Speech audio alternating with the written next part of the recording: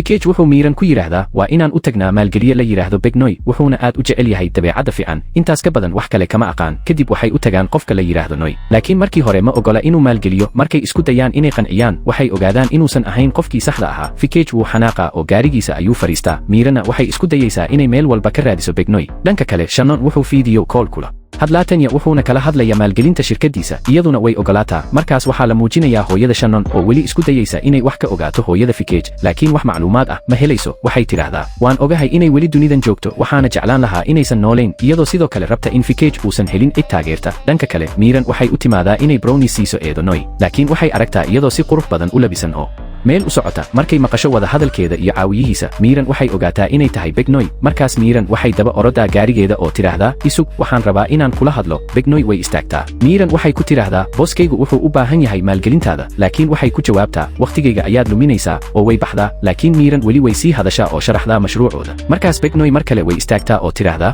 sheeg booskaaga inuu ila kulmo 2 maalmood kadib markay taas maqasho miiran aad bay u faraxdaa oo way baxdaa waxay u sheegtaa Fikej isaguna wuu ku farxaa oo yiraahdaa ugu dambayn waad heshay kadib wuxuu weydiiyaa goorta la ballamay miiranna waxay tiraahdaa 2 maalmood kadib Fikej wuxuu ku yiraahdaa markaas waa inaad halkan joogtaa 2 maalmood si aan uga shaqeyno mashruuca oo aan u wanaajino si ay si degdeg ah ugu aqbasho kadib wuxuu ka codsadaa inay qaxwo samayso miiran iyadoo faraxsan ayay qaxwada samaynaysaa oo leh hadda waan helnay Begnoy Shannonna wuu maqlaa dhanka kale hooyada Shannon waxay sii wadaysaa raadinta hooyada Fikej laakiin waxba ma helayso waxay tiraahdaa waan ogahay inay weli nooshahay Fikej iyo miiran waxay habeenkii dambe ka wada shaqaynayaan mashruuca intay shaqaynayaan miiran way hurdaa Fikej ayaa u yimaada oo agteeda fariista oo si dhow u fiiriya wajigeeda kadib wuxuu taabtaa wajigeeda isagoo qiyaasaya sida ay indhaheedu u eg yihiin sida sankeedu u eg yahay kadib wuxuu yiraahdaa haddii aan wajigaaga arki kari lahaa waxaan jeclaan lahaa inaan keliya ku arko adigoo dhoola cadaynaya isagoo sidaas lehna dhinac ayuu istaagaa miiran oo dhegaysanaysay dhammaan hadalladiisa waxay ku fikiraysaa ugu dambayn wuxuu u doonayaa inuu i arko anigoo dhoola cadaynaya anigoo mar walba dhoola cadeeya sababtoo ah miiran ma aysan ogeyn cudurka aqoonsi laanta wejiyada ee uu qabo maalinta xigta labadooduba waxay u tagaan Begnoy Fikej wuxuu u sharxaa aabka isagoo leh abkan waxaan u samaynay dadka naafada ah laakiin Begnoy ma dhegaysanayso waxayna bilowdaa inay brownies ka qaadato miiran si ay u baxdo laakiin miiran ma ogola inay si fudud u tagto waxay mar kale ka qaadataa brownieska oo ku tiraahdaa adiga ayaa naga ballan qaaday waqti markaas sidee ayaad sidaas uga tagi kartaa markaas Begnoy waxay ogolaataa inay dhegaysato Fikejna mar kale ayuu sharxayaa Begnoy waxay ku tiraahdaa ma u malaynaysaan dadka naafada ahi inay haystaan smartphones ay abkaan ku isticmaalaan adinkuna aad baad u yartihiin xitaa ma garan kartaan dhibaatooyinka dadka naafada ah iyo waxa ay u baahan yihiin sidaas darteed waxay diidaa inay maalgeliso iyadoo baxaysa Fikej ayaa si lama filaan ah u yiraahda aniga laftaydu waxaan ahay qof naafo ah markay taas maqlaan miiran iyo Begnoy labaduba way istaagaan oo si yaab leh u eegaan Fikej wuxuu dhahayaa waxaan qabaa cudurka qaf uusan garanayn wejiyada dadka waxaan ku aqoonsadaa dharkooda iyo muuqaalka guud laakiin ma arki karo wejiyadooda wuxuu sii raaciyaa waxaan rabaa inaan arko sida ay dadka i eegayaan ma xanaaqsan yihiin mise way faraxsan yihiin miiran aad bay u taabataa hadalkiisa Begnoyna si taxadar leh ayay u dhegaysanaysaa waxay weydiisaa miiran ma og tahay arrintan Fikej wuxuu sharxaa in cid kale aysan ogeyn marka laga reebo qoyskiisa wuxuu sheegayaa in xaaladan ay ku dhacday isagoo 10 jir ah markii hooyadiis ka tagtay isla markaana uu abkan u sameeyay si isaga iyo dadka la midka ah ay uga faa'iidaystaan markay miiran maqasho way ooydaa Fikej ayaa taabta wajigeeda si uu ogaado inay ooyeyso markuu dareemo qabowga ilmada wuxuu ku yiraahdaa ha ooyin miiran waxay ku tiraahdaa hadda waan fahmay sababta aad ii dhahaysay inaan kuu sheego cid kasta oo kuu soo dhowaanaysa Begnoy waxay ku tiraahdaa waxaan eegi doonaa mashruuciina haddii aan jeclaado waan maalgelin doonaa haddii kale maya iyadoo sidaas lehna way baxdaa Fikej wuxuu weydiiyaa miiran sidee ayay u ekaayeen wejigeeda miiran waxay tiraahdaa waxay u muuqatay inay ku naxayso Fikej wuxuu yiraahdaa ma jecli marka dadka iga naxaan adiguna ma iga naxday miiran waxay tiraahdaa maya waxaan ka fikirayay inta aad soo martay waxaad qarinaysaa xanuunkaaga adigoo dadka hortooda u muuqda qof qabow si aysan u arkin daciifnimadaada maalinta xigta miiran waxay shirkadda u keentaa qalab yar markuu arko Fikej wuxuu yiraahdaa tani miyaan loo isticmaalin eeyaha ma ay baad ii malaysay miiran waxay ku tiraahdaa markaan hal mar riixo waa inaad dhoola cadaysaa marka 2 jeer aan riixo maaha sababtoo ah haddii qof kuu dhoola cadeeyo adiguna aadan ka jawaabin waxay u muuqataa edeb darro waxayna waxyeello u geysan kartaa ganacsigaaga waxay sii sharaxdaa inay isaga u sheegi doonto jihada dadka iyo waxa dhacaya Fikej wuxuu weydiiyaa haddii aad mar uun iga tagto maxaa dhici doona markay taas maqasho miiran way aamustaa sababtoo ah waxay hore u qorshaysay inay baxdo waxay ku tiraahdaa wax walba ayaan ku bari doonaa ka hor inta aanan tegin xitaa sida loo sameeyo hot chocolate qalabkan qof kale ayaa ku riixi kara laakiin Fikej wuxuu ku yiraahdaa maxaan qof kale ugu baahanahay marnaba kuma eri doono kadib miiran waxay u kaxaysaa dibadda Fikejna wuxuu bilaabaa inuu la hadlo shaqaalaha isagoo dhoola cadaynaya wuxuu ammaanaa shaqadooda qof walbana wuu u dhoola cadeeyaa miiranna qalabka ayay riixaysaa si uu u dhoola cadeeyo shaqaaluhu aad bay ula yaabaan isbeddelka laakiin way ku farxaan Shannon ayaa waxaas oo dhan daawanaya kadib waxaa aragnaa muuqaal hore halkaas oo Fikej iyo miiran caruurnimadoodii ku kulmaan jardiinada oo isku dhacaan kadibna isku murmaan adiga dartaa ayaan u dhacay marka hore adiga raali geli mid walbana sidaas ayuu leeyahay kadib hooyooyinkood ayaa yimaada oo ka qaada hooyada Fikej waxay ku tiraahdaa ha iga cararin waan ka walwalaa waxayna bixisaa raali gelin hooyada Miranna waxay tiraahdaa gabadhaydu iyaduna way orday labadiinuba raali geliya ugu dambayn labadooduba si khasab ah ayay isu raali geliyaan markay baxayaana way isku jeesjeesayeen ugu dambayn waxaa aragnaa Fikej oo qubaysanaya iyo Shannon oo jimicsi samaynaya halka Miran iyo gabadha kale ay isdiyaarinayaan sababtoo ah waxay leeyihiin kulan ay maanta ka qayb galayaan Miran sidoo kale way ka walwalsanayd Begnoy ma imaan doontaa kulanka maanta mise maya maxaase ku dhici doona maalgelintooda kadib waxaa aragnaa goobta kulanka halkaas oo awowgu ku weydiinayo labadooda xaggee joogaan maalgeliyaashiinii Fikej wuu aamusan yahay sababtoo ah Begnoy ma imaan hooyada Shannonna waxay bilaabaysaa inay hoos u dhigto waxay tiraahdaa waxay u muuqataa in Shannon uusan kula joogin maanta sidaas darteed waxba ma qaban karin kadib Shannon wuxuu dadka oo dhan u soo bandhigaa maalgeliyihiisa Tanya waxay isbaraysaa qof walba waxayna ku tiraahdaa Fikej haddii aadan haysan maalgelin aniga ayaa ku maalgelin kara laakiin Fikej wuxuu ku yiraahdaa awowga hubaal waan heli doonaa maalgelin hooyada Shannon waxay ku tiraahdaa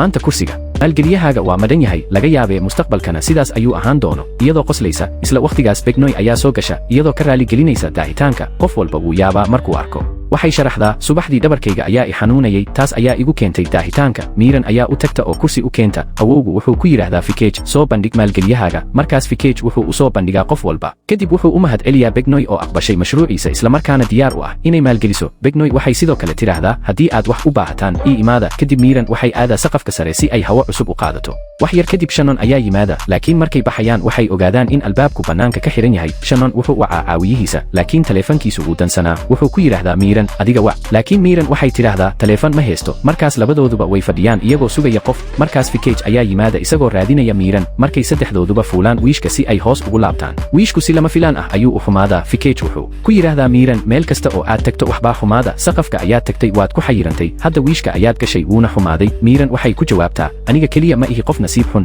adiguna halkan ayaad joogtaa saddexdeenuba waan ku xanibanahay haddii midkeen nasiib lahaa waan ka bixi lahayn markaas Fikej wuu aamusa Shannonna wuxuu wacaa qof si uu u sheego in wiishku xumaaday kadib Fikej iyo Miran mar kale way isla murmaan mid walbana kan kale ayuu ku eedeynayaa wax yar kadib wiishka iskiis ayuu u hagaagaa saddexdooduna way ka baxaan Miran markay guriga timaado hooyadeed waxay weydiisaa sida kulanku u dhacay Miran iyadoo faraxsan ayay u sheegtaa in Begnoy ay timid daqiiqadii ugu dambaysay taas oo qof walba yaabisay markay maqasho hooyadeed waxay ku tiraahdaa waa inaad shaqadan ka tagtaa sababtoo ah magaca aad isticmaashay ma aha kaaga ee waa kan hooyadiis waxay ku tiraahdaa haddii arrintan mar uun Fikej ogaado maxaad u sheegi doontaa sideed ugu sharxi doontaa halka ay hooyadiis joogto dhibaato ayaad geli doontaa Miran waxay ku jawaabtaa haye mar dhow ayaan shaqada uga tegi doonaa kadib waxay u tagtaa hooyada Fikej oo waxay tusaysaa sawirro cusub oo Fikej ah taas oo ka farxisa dhanka kale Fikej wuxuu qof u diray inuu raadiyo hooyadiis laakiin wax macluumaad ah lama helin Miran waxay la hadlaysaa hooyada Fikej laakiin qof ayaa si qarsoodi ah sawirro uga qaadaya hooyada Shannon ayaa qofkaas dirtay si uu ogaado arrinta wuxuu u keenaa sawirrada wuxuuna sidoo kale u sheegaa in magaca dhabta ah ee Miran uusan ahayn Miran wuxuu sheegayaa inay dhowr jeer shaqada ku codsatay magaceeda dhabta ah balse la diiday laakiin markii ay magacaas isticmaashay la aqbalay hooyada Shannon waxay ku tiraahdaa sii wad ururinta macluumaadka maxay halkaas u joogtaa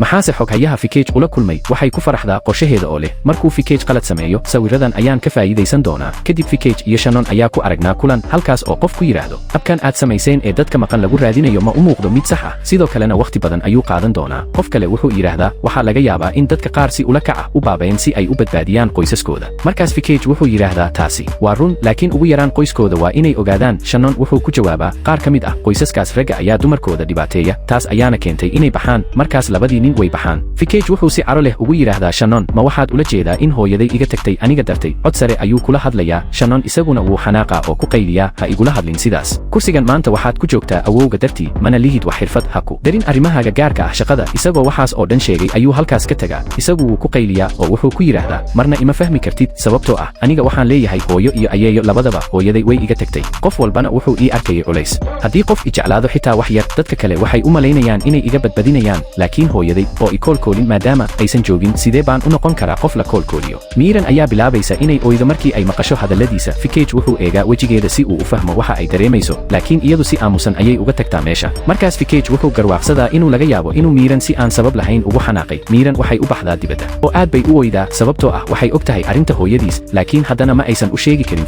Fikej isna wuu yimaadaa halkaas wuxuuna bilaabaa inuu raali gelin ka bixiyo laakiin iyadu weli way ooyeysaa markaas ayuu u kaxeeyaa beerta nasashada marka hore wuxuu u keenaa jalaato kadibna labadooduba waxay aad ugu raaxaystaan ciyaaraha kadib waxay wada galaan guri cabsi leh halkaas oo miiran aad u baqdo markay aragto ruux laakiin fikej ma arki karo wejiyada dadka sidaas darteed ma baqo wuxuu weydiinayaa miiran maxaa ku jira ruuxan maxaad uga baqaysaa iyadu aad bay u cabsanaysaa waxayna tidhaahdaa aan ka baxno halkan bannaanka aan aadno laakiin isagu ma doonayo inuu baxo wuxuu rabaa inuu arko ruuxa oo fahmo sababta dadka uga baqaan wuxuu yidhaahdaa anigana waxaan rabaa inaan baqo kadib wuxuu weydiinayaa miiran ii sheeg sida ay u eg yihiin markaan arko dharkooda waxay ila muuqdaan kuwa aad u wasakhaysan markuu sidaas yidhaahdo xitaa ruuxii uu ka niyad jabay fikej ayaa sidoo kale u sheegaya waa inaad shaarkaaga beddeshaa aad buu u xun yahay marka aad dhimataan waxaan idinku aasnaa dhar nadiif ah sidee marka aad nooshahay u xihan kartaa kuwa wasakh ah wuxuu si joogto ah miiran uga weydiinayaa muuqaalkooda aad buuna u xiiseeyaa sida ay ruuxu u eg yihiin miiran waxay ku tidhaahdaa ruuxan aad buu kaaga xanaaqsan yahay waa inaan bannaanka u baxnaa laakiin fikej wuxuu ka tagaa isagoo leh waxaan rabaa inaan arko sida ay u eg yihiin xitaa haddii ruux dhab ah hortayda yimaado ma baqi doono sababtoo ah wejigiisa ma arki karo markay ka soo baxayaan fikej wuxuu ku leeyahay tan iyo markii aan ku bartay aad baan u bilaabay inaan dhoola caddeeyo waxaan u malaynayaa inaan si fiican isugu habboonahay waxaan arkay dadka leh gabar saaxiib ah inay noqdaan dad kaamil ah sidaas darteed waxaan rabaa inaad noqoto gabadha saaxiibtay ah ma wada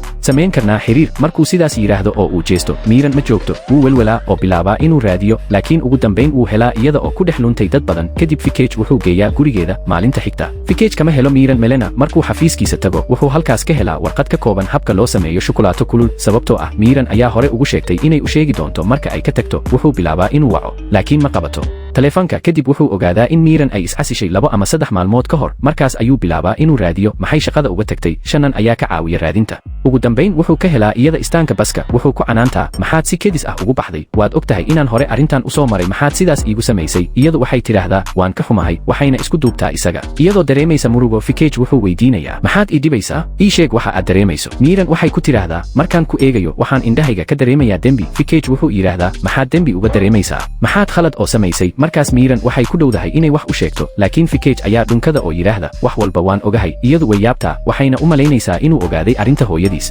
laakiin fikej wuxuu u maleeyey in miiran iyaduna ay dareen u hayso wuxuu yidhaahdaa ma ii sheegi karin dareenkaaga sababtoo ah anigu waxaan ahay madaxa shirkadda adiguna waxaad tahay gabar sabool ah laakiin anigu sidaas kuma arko miiran way yaabtaa sababtoo ah waxay ka fikiraysay wax kale kadib wuxuu isku duubaa oo yidhaahdaa waan ku jeclahay miiran weli wax jawaab ah ma bixin wuxuu u sheegay weli ma aanan saxiixin warqadaada iscasilaada sidaas darteed waa inaad beri shaqada timaadaa kadib waxaan aragnaa qof ku kicinaya Shannon inuu ka hor yimaado fikej sababtoo ah hooyada Shannon ayaa tusisay sawiro hooyada fikej oo la jirta miiran qofkaas wuxuu leeyahay haddii aan sawiradaas isticmaalno waxaad ka sarayn kartaa fikej isaguna waxba ma qaban karo Shannon wuxuu ku jawaabaa waxaan u baahanahay waqti aan ka fikiro miiran waxay ku laabataa gurigeeda hooyadeedna waxay weydiisaa ma u sheegtay fikej runta miiran waxay tidhaahdaa waxaan ku dhowaa inaan u sheego laakiin markaas ayuu ii muujiyey dareenkiisa aniguna waan jeclahay markaas waqtigaas waxba ma aanan sheegin laakiin waan u sheegi doonaa dhowaan subaxdii xigtay fikej ayaa u yimaada gurigeeda si uu u soo qaado wuxuuna u sheegay inta lagu jiro saacadaha shaqada ma noqon doono saaxiibo jacayl waxaad ahaan doontaa xoghayntayda aniguna waxaan ahaan doonaa madaxaaga waxay tagaan shirkadda oo bilaabaan